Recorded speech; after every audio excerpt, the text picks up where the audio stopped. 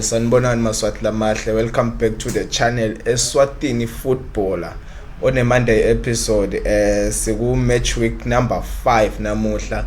Sibiya ku weekend, what a beautiful weekend that we had. Sisibonile isihlangu bezidlala kuma AFCON qualifiers. Unfortunately sekude indlela yokuthi siqualify because sesiluse kakhulu. So lama games asele nje, it will just be for participation. But this week we are going to Chen, whereby expect ukuthi siperforme ngcono sona sihlangu semnikade. So start analyze nje only the 2 games for sihlangu leswadlalile. Sibonile sihlangu sidlala ne Mozambique, sidlala away Mozambique, and then they drew kwaba 1-1 score. A very impressive match for me because let's understand that was la match are hostile, so most of the time we were actually marking, or rather we were playing defensive. Yafika le boy le Tubelihle Mavuso, one of the best talents that the country has ever produced, strictly from Lutze. So yeah, score was actually 1-0. Second half, coach Wanda, beautiful substitution, very timely. Wafaka Tubelihle Mavuso, wafika Tubelihle, wafika wascora one of the most beautiful goals that you could ever see, that you could ever imagine in a football scene. Wathi nje bampassela wathena ngaka left, wakhela straight to the right corner of the goalkeeper. What a goal, 1-1 sadraw sabe ekhaya. And we were actually very much happy in such a way that saba overexcited ukuthi hayi nasdrawile na match at Mozambique because they are good. Technically they are better than us, and I think it's because of the facilities that they have and everything. So we need to understand ukuthi nasi siqale kuqaleni sitagcina sifikile kule level yabo. They have players la experienced that were playing from both South Africa, for example Elias Pelembe. They also have that left winger, that guy from Atletico Madrid. So you understand the levels abo compared to us. The only international players less nabo Fikareto lobeka dlala Richards Bay. We actually watched him yesterday idlala Richards Bay against this Kukune bawina khona 1-0, and he had a very impressive game. As always, one of the best strikers, one of the best talents from Eswatini, that is just this Fikareto. So I'm just trying to make the example yokuthi lama levels ahlukile between Mozambique and Eswatini. But again, going to the second game, safike saluza 3-0 sidlala home. But because of kuba bete ma facilities la approving FIFA as of yet, we are still hosting in South Africa. But I've heard ukuthi soka somhlolo balungisile ne screens esithengiwe. I think installations will be done, if not done yet. Everything will be back in order. Nathi sikhona kubuye sihostele ekhaya because there's actually this home advantage nje na udlala nesicelo sakho and everything. I think we were gonna play much better kube kuthiwa besila khaya kagogo as compared to South Africa. But that's not an excuse. Game sifikile gamini, most people didn't watch the game from what I have realized yet. Bedlala ka SABC Sport baphinze bayikhipha na ku link. Ngibonge nje Green Mamba kakhulu because most of us we actually checked the link via the Green Mamba page. So most people didn't watch the game, but check Emma scores. Now check the score 3-0. When we are talking about ukuthi it's not a true reflection of the game. Most people aba understand ukuthi sikhuluma ngani bese bayadisa bathi hayi vela sifuna reflection, isifuna inqubekela phambili. But you need to understand ukuthi we have a new coach, and as soon as we hire a new coach simnika isikhathi, we just give him time ukuthi akhona establish a squad sakhe, because let's be honest, for now he hasn't watched so many games in the country. So maybe kulokunye usathathisa from bo assistant coach and everything, but with time nguthathisa kwabukela na ema games Premier League na kulamanye ama competitions la khona in the country. Abesuyati ukuthi okay, I can pick this player and that player, and for my style of player I actually need these kind of players, so let's just give him time. Lokube impressive for me nje ku second leg. First half, okay, I didn't improve with le ndlela labaphethe ngayo squad. Not in a bad way, I'm not dissing anyone. For me, Mthunzi Mkhonfo is one of the best talents in the country. Very good, skillful, can dribble, luinga nje leliphelele. But my problem is he's a bit old now. Udlalile kwanele, like even Mamba nje, I feel like he needs to be substituted at times. He's still an addition, but in terms of go squad, go slang, ngiva ngathi that was a bad decision. But again, sibonge ku coach for a quick reaction, because imvola yendeka I kind of understand a bit ukuthi why aqalise thube lihle. Wamqaliswa ukuthi because ube ne beautiful game previously, abe angene second half only I think 15 minutes or so, and then he scored a beautiful goal. So most people would actually ask ukuthi how lo mjitana kadlala emnandi, so amqalisa ngani. So amqalise, unfortunately waba nema hiccups, so angakhona ukuperforma kahle on the second game. Don't get it wrong, he's still an asset to the Eswatini national team. He's still an asset, he's still gonna help us, but you can't have a good game all the time. So sometimes we like bad days and all that. But again, as far as the game is concerned, I feel like La Machita adlala, they showed passion. Coach Wabona, I think it was 35 minutes or so, Wabona, because we are not performing well, we are actually trading when that two crucial substitutions were keeper Tubelihle, were keeper na Mthunzi Mkhonfo, were introduce new players, bangena bo order. What's half time? Wapinze when there another two substitutions whereby Sabese si sacrifice Rio Ferdinand, and he was actually having a very good game. Previously, Pinze game ya 1-1, bega maga lapha. Not even zonal, man-to-man marking, strong marking, tight marking at Bola Mchita, even on the second game. But I think the strategy of our coach was that Nyalo Sasiali was too naughty, so there is no need to go this mage. Look, this attack, so I'm sacrifice Rio, who's an asset to the country, and I understood that substitution of were introducing my players and bill. Watropa Tiger wangena mkhatsini, because Tiger without Sita is more of a box-to-box player, because I start saying very good move. We are already trailing.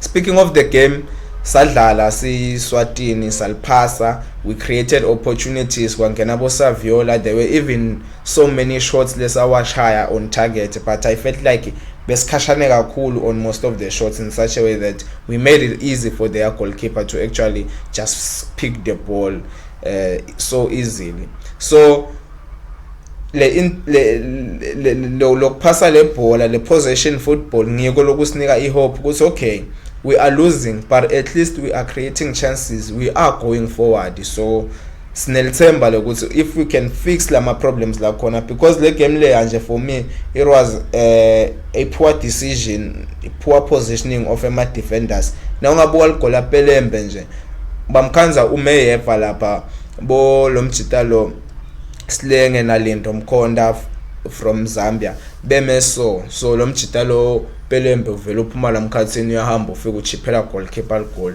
What an easy goal, so no one bekamakile. Yet mina I feel like kusesema first games akhe Lindo Mkhonda besolo singambedi sisihlangu, so he's the captain now.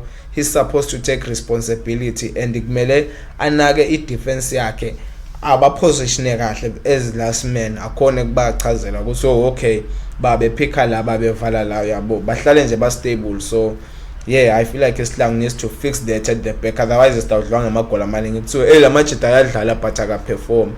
And then there's also this goal lela, I think it was the third goal, whereby la Machita aqhamuka from their left side, but atse bola bayiswitcha ka right.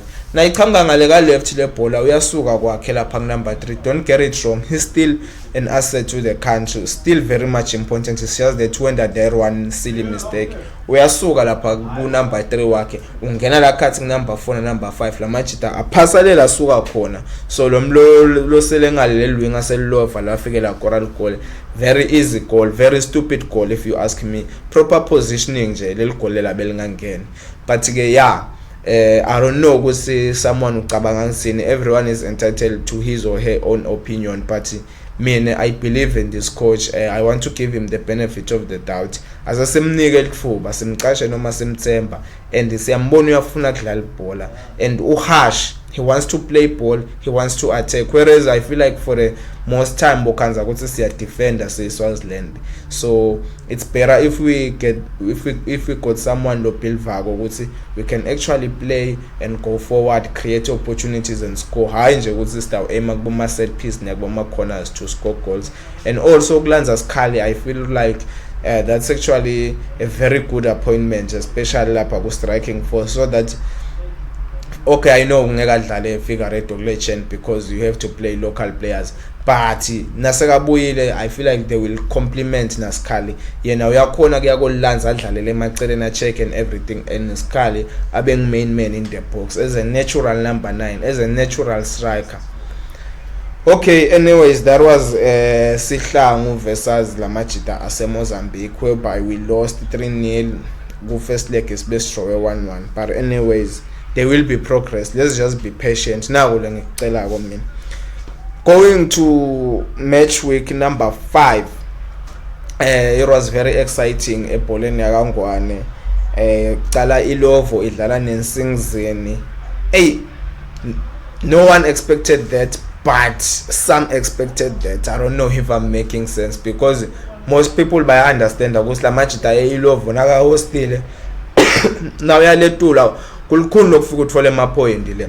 So iNsingizini isignile ama players and they are actually playing. Uyabona ukuthi they are trying to build something, but also I feel like lokubuya kwaLamajita lawa ku squad bo Thube na Tiger, I feel like kubaphazamisile a bit in terms of focus nje.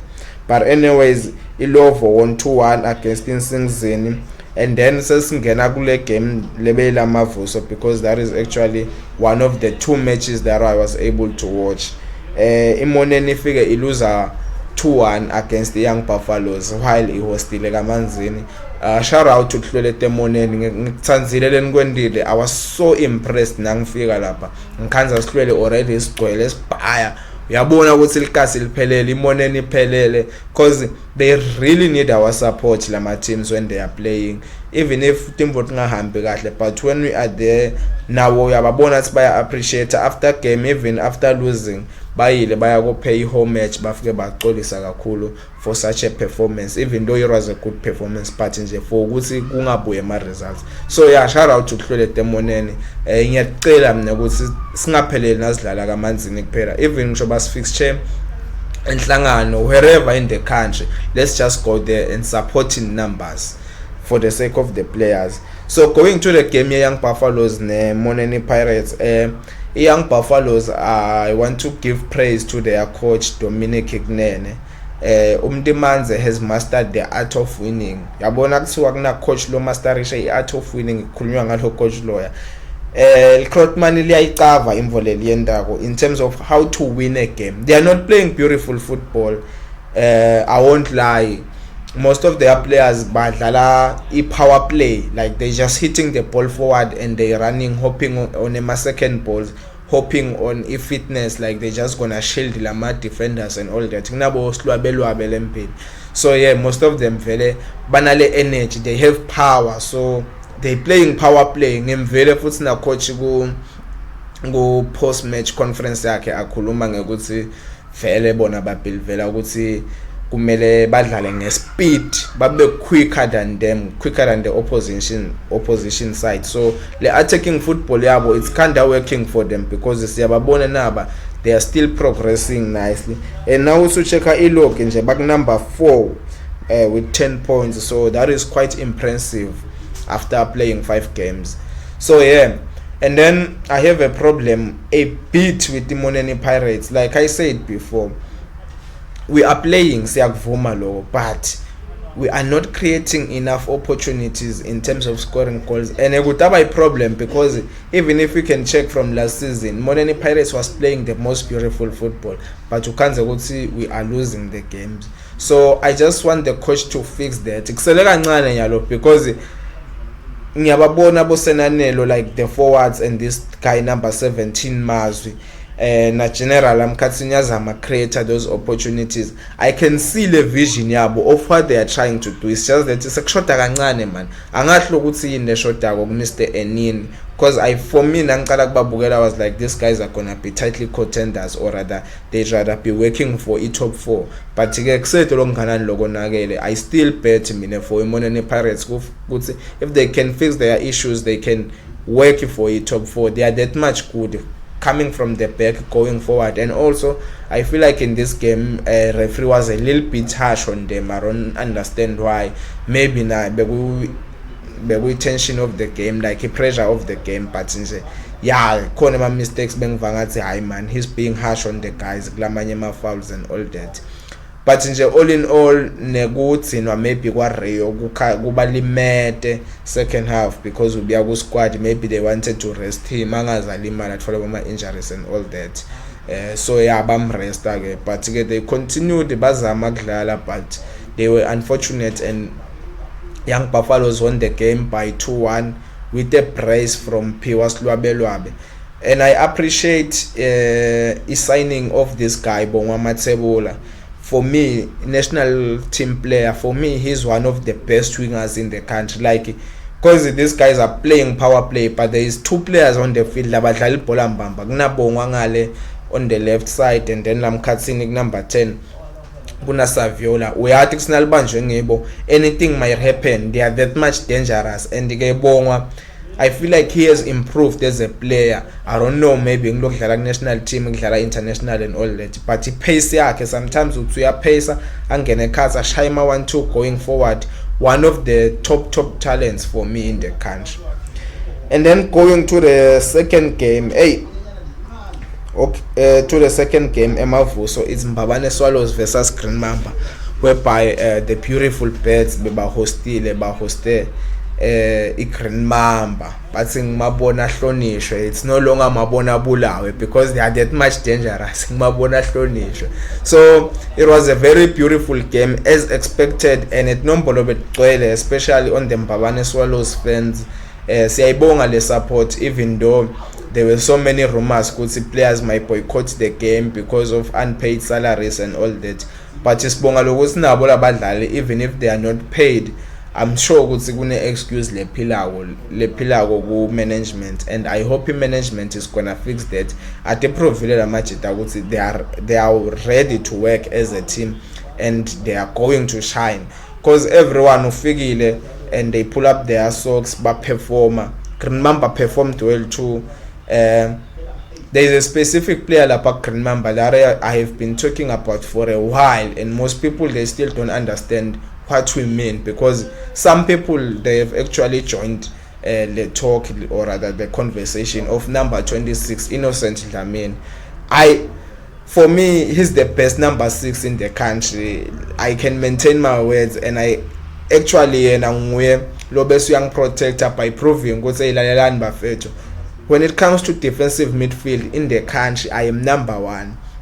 Lomchita Innocent Dlamini bambita Makatlen, but I think we have to change the nickname, because nangimbukela mina ngibona andirejali ngomhlekazi loya. Everything in terms of how he receives the ball from the back, whether it's playing from number 2 or number 3, angisho ula center number 6 uyamuva kancane nje without losing his position, because udlala la street, he's always there in the middle. Uyamuva kancane nje, I receive a ball, always hungry for the ball. Liqhamuka ku2, liqhamuka ku3, liqhamuka ku5, he's always hungry for the ball. Ayithathe ayidistribute.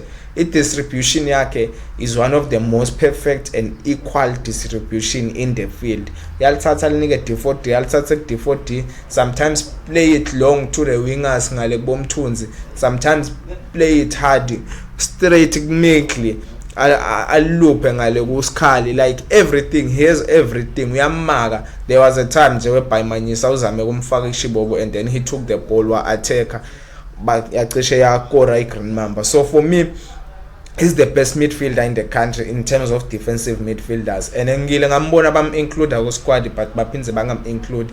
But if coach Weslang uyayibukela ibhola utawubona nayo ukuthi no, I need to call this guy, kumele ahleza khona ku national team, one of the best talents. And I appreciate also over scouted that guy because mina nje ngicela kumathi la Green Mamba yabo kan most players who can't siyabate from both first division and all that. So yeah, that guy has to be protected, and I appreciate whosoever lo amlanza ku Young Buffaloes, because just before iqala season, or rather I think bese khamba igame inye, it was rumored ukuthi sochimane Young Buffaloes but quick babe yabe mthathe Green Mamba imbisela back. So yeah, for me, Innocent Dlamini, can you please keep on working hard? You can actually even do better than what you are doing right now. Like, never get enough, always want for more, always be hungry. For me, you are one of the best talents in the country. Anyways, focusing on the game at large, Mbabane Swallows, last time we talked about it and then we were criticized. So sometimes the truth hurts. Like, if we are doing what's right, we're gonna upload. If we are doing what's wrong, we are not gonna upload. We are not gonna sugarcoat, yabo. So before let's complain about the style of play, Mr. Caleb Ngoya, because you have quality players and you are playing defensive all the time. But approaching this game, whosoever want him, or rather maybe uhlel pants na when that is self-introspection, I appreciate him for kushintsha. That was one of the most perfect tactical games by Mbabane Swallows in terms of wanting to attack from the goal till the last minute. Abagage bafuna defender, because before besibane fear ukuthi kunasikali, so ukhanze ukuthi kuya defendwa yabo, while see Green Mamba City if fear ukuthi kunabani, we are always playing ball hoping for scoring more goals. So naye Caleb approaching this game uthi ebafethu ngifuna kuyiwina le game le, we gonna play 4 at the back, kunasiphosethu ngale ku right back, kuna lo mjita lo Newman ngala ku siphosethu ku left back, kuna Newman ku right back, and then center back kuna Macha nalo mjita lo Kingsley, and then number 6 kuna kwakhe, and then sa approach even the way lama midfielders lebeke mengayo bobona ukuthi okay defensive Mniba most of the time, but kwakhe can actually push sometimes, ahle abooster kancane ngala number 3, and then Manyisa uyakhona kudlala more like a free roll, and bombona that's why I performance yakhe was so high at this game, except for the mistake lazama khona kufaka ishibobo, but nakhona maybe bekazama ukuthi booster imodi, but that was a dangerous move, and I hope na ubonile ukuthi he shouldn't make these mistakes, especially in the middle park, because balithola vele ba attack it might be a goal. But all in all, Manyisa played a very good game. Mbabane Swallows yonke nje bekhona link up from the back. I could see these guys bangayishaya mbili. I could see them passing the ball, sharing the ball all the time, going forward, creating more opportunities, creating more spaces. Bobona ukuthi okay, these guys they actually have a good plan approaching this game. Nalo mjita lo bongi magagula. We need to appreciate whosoever scouted him from Pick Black Swallows. That's a true addition. That's a solid addition to the Mbabane Swallows squad. And kukancane ukuthi umdlali asafika first season, not even first season, first 5 games, so bang one of the key players in the field. Like angaba khona to everyone, even Mbabane Swallows yetfuka, because he's gonna do wonders and ulbambele ball many times, dribbling past defenders, and he can run, he can shoot everything. Because I was telling some other people about Bugolek TV, like lababone my highlights, baba like yeah little goal but spelling good, and I'm like ish yeah, but for it's in the best lapper see Bugela the game, as much as he'll appreciate a little goal, we kinda knew it's coming, because that was actually his third shot, and onge lama shot taking ngalo left ushaya imvole hamba, so something that is steady, something that is quick, rocket, like the way la shooter ngayo, the art, you can tell ukuthi this thing is actually practiced. Hayi nje ukuphokshaya ibhola iphakame etulo, uyashaya lo mjita and ushaya ma rockets dot, and he's gonna be a trouble because he's unpredictable. Luyi ngakethine le challenge ethe sathi kuthelibanjalo, the time we expect ukuthi pass, he can dribble pass, ushaya mazambane lapha, everything with nyawo takhe, sandwich, everything bekakhona kwena. Now uzugathe kuthi ende lokho aliphase avele emkhathini aqhamuke with a very good shot. That's why he ended up scoring that beautiful goal. And kushintsha kwa coach, it's another thing lengi appreciate mina, ku keep it defender ufake Siyabonga Zwane Luyenga. Ngiloko lebesolo sicela Mr. Caleb Ngwenya ukuthi hayi man, you have a solid squad, can you please attack? because uthi tena kenda njalo sabona ukuthi okay, these guys they actually want to win this game. Yafika ibhola siyabonga wafika beka lapha ngaku striking force wafika waleya la ku number 10 bonga iMagagule as much as alwinga, but at that time beka la ngase boxing, and then he scored one of the most beautiful goals ever. And I actually like the way laba contain ngayo Skali. The best way to mark is to actually play the ball so that the opposition team itaba nema opportunities lamancane. I think Mamba had like one proper opportunity whereby we felt like okay, they can score. As good as they are, don't get me wrong, they are still a threat in this league. They are still gonna do more. They are very much talented. Squad is abosi broad. They are playing nice football, but nje Iswallows seemingly belungise ngcono coming to this game. And I feel like the league lena itaba very much interesting this time around. Uyawabona my team ukuthi they are actually pulling up their socks. They are actually pushing hard. Because after that kube neZulwini nayo ledlale a very impressive game ya drawisa la match the Royal Leopard. Yet Royal Leopard be threat kule season and actually bank number 2, so you can imagine ukuthi how good they are. But maybe they are also missing striker Sabo Felix, but they had all the other players. But bakhona bo Junior, Bofanelo, Lungelo, the twins, they were there. But again, Izulwini was able to gain a point from that game. And then Isipet ya draw ne Madlenya. Lastly, I am very much worried about just Fashion United, the way they are playing. It's not lastly because we're gonna speak about the game song. I am very much worried about just Fashion. Like ngababukela back first division, they were very much impressive, and I felt like if we are about Premier League, they're gonna do some incredible work. And as I understand that maybe first 2 games with Tabanema hiccups, maybe trying to understand the league, trying to understand the teams, but after that we are supposed to perform better. So if you figure let's say you still have 1 point after 5 games, it's gonna be very much dangerous going forward. They have to start winning as soon as next game, because they actually lost 3-2 from Rangers, and we are born logos by a corner logo scorer, but maybe they are not marking well. I don't know, but something needs to be done game yabo so that they can actually survive. And then sibuye ku game yekugcina, that was the only game lebedlala Sunday, and it was televised. I saw some few clips and people sharing it from Eswatini TV. A big shout out to Eswatini TV for what they are doing with ibhola yakangwane. For the longest time we have been complaining ukuthi siyacela phela PLE ukuthi simane siyibukele le game, mane niyisakade nasingaye emabholeni sikhona ukuthi siyithathe kumabona kude. So lokhu seyifakiwe kumabona kude, more people batawuthenga bosigujana, more people are gonna subscribe ku Swazi TV. So I'm just urging everyone lobeka ngade ukuthi nyalo ibhola yethu yakangwane seyasakadwa. So it is actually wise ukuthi ube nayo Swazi TV at your home for your own advantage to enjoy my games at akangwane. So bedlala ke imbabane Highlanders against Sisonge, and they lost 2-0. From the highlights that I actually saw from Eswatini TV, I was very disappointed.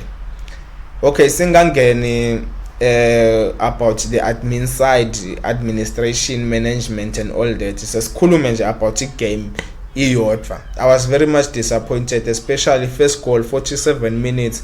It defend iyodwa ihluka kuphasa ibhola ngathi noma beka dribble noma beka ndani, and then balithatha ba coral goal, which means it was a gift.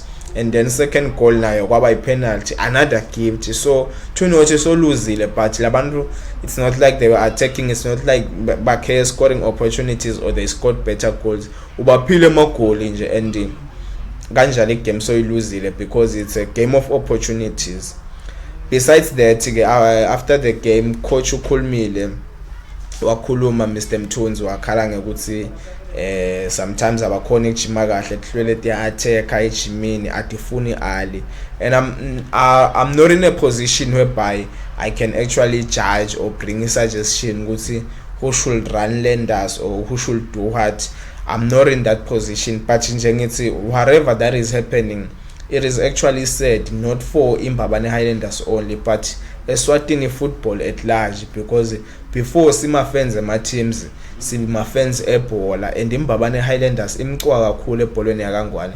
I can see people who don't love ibhola laba appreciate or rather labajabulela thinking at Mbabane Highlanders. For me, it's not a good thing. It's like even in South Africa, no matter favor Pirates, but you actually need the Kaizer Chiefs for the league. So I watched La Machita Mbabane Highlanders nabaluza 3-1 go 8-bet against Isibet. Ngababukela nabadraw nemoneni. Those guys, they are good at playing, but nje kunale let corner in terms of ball ownership and everything. Management nje kunenkinga let corner, and I don't know how, like ngishito angifuni ukuthi anema suggestion or ema opinions.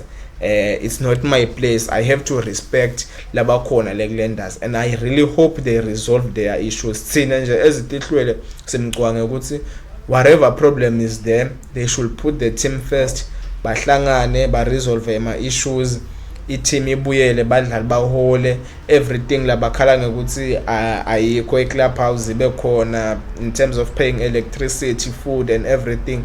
Kube nje i-good environment for the players. After that they can be back. I know most people they are talking about relegation, but now buka ukuthi bana 4 points and number 6 una 7 points, which means number 6 ubayashiyanga only 3 points. Let me check again if I'm not mistaken. Yeah, number 6 Rangers na 7 points, bona bana 4 points, so it's only 3 points away from being top 6. It's still very much doable, but if you gonna keep having these problems, badlali nabo babese baba phansi abasakhona ukuperforma kahle, so khanza ukuthi the whole team is actually struggling. So yeah, Mbabane Highlanders nje siyacela Mbabane Highlanders Football Club management and everyone at the top, can you please resolve your issues in Mbiye kahle Poloni? We actually need you. There is also stories emanzini Wanderers whereby isibonile uskiphile Judge Mamsidlamini isijubo sekuthi they need to be back as soon as possible. They need to be fixtured ku Premier League. Ku next fixture nje we are expecting them, but again PLE we all don't know ukuthi uyifixa njani le mess le endekile, because I feel like bekumele ukuthi kubuye league babe sebaqedile ku resolve these issues, because now uthi utafaka 15 teams. Hey, that's a prime number, and it has to be an even number, which means about 14 or 16 teams. Now at Diamonds in Wanderers, what are you gonna do? Diagolanza Denver. What about the teams like Sebadlali at Denver? What about my expenses at Denver? Let's say when they're playing these games, like I understand but at the same time also because these guys have been preparing and they've paid so much but preparation like Premier League, because PLE uba fixture ku Premier League baba registered under Premier League, so they have spent so much ngeke namhla besuthi wena ambehle. So inkinga nje lesingayathi ukuthi itawugcinithiwe, but Premier League, can you please resolve this issue so quick, because emalanga ayahamba nyalo sesingu Matchweek 5 solo kude lokucacawo. Can you please do something about that? And then also I want to appreciate my fans ebhola at large, because ngitawuqala ngalo mjita lo kit manager, I don't know if he's still kit manager, but ngamgcina kit manager Kataza from Green Mamba. Ngimbonile postile ukuthi they have gathered 3 point something in donation for Mega Mbabane Highlanders lo valeke emehlo na given lo atfola inkodi yemoto eMbabane Swallows. So my teams from all over the country bayayifaka imali, and also now we are epatching le Mbabane Swallows ne le Mbabane Highlanders. I think akhona ama details ukuthi na ufisile ku donate, whether it's mobile money or cash or anything. Lapha Mbabane Swallows nje ngibonile bebaphethe khona kwesigubhlebe bakuphethe nje labo ufike ufake khona coin or roll paper or whatsoever mani lonayo. So siyayibonga le support ukuthi badlali bethu ngisho sebalimele, they are still our players, and before sima fans eMbabane Swallows or eMbabane Highlanders, we are actually football fans. Noma ngumdlalo wezolwini noma ngubani nakuthinzeke emunye wena kufana nekuthi sithinzeke sonke, and I just hope both of these guys bayalulama. Ngibonile baphaya ihomage. I saw the owner before igame iqale kwaKhetfala, captain of Mbabane Swallows, bekagcoke jersey number 8 wa given for the owner, and that was very much impressive because bebasayinile labadlali. You could actually see the kit yakhe lo number 8 isayiniwe ngibo bonke abadlali ukuthi umjita wabo bafisa ukuthi alulame. So yeah, I just appreciate my fans. Please keep on supporting both of these guys. We have hope ukuthi both Dokotela they are doing their best ukuthi babuyele babe right. So yeah, thank you very much for actually watching this episode. Make sure you like, you comment, and you subscribe. Eswatini Footballer, we are growing together, and we actually have a page on Facebook. We are still gonna create one on the other social sites, but for now it's Facebook and YouTube. Make sure you like, subscribe, and comment on YouTube. Make sure you follow us on Facebook, strictly Eswatini Footballer. Thank you for your time. I am signing out.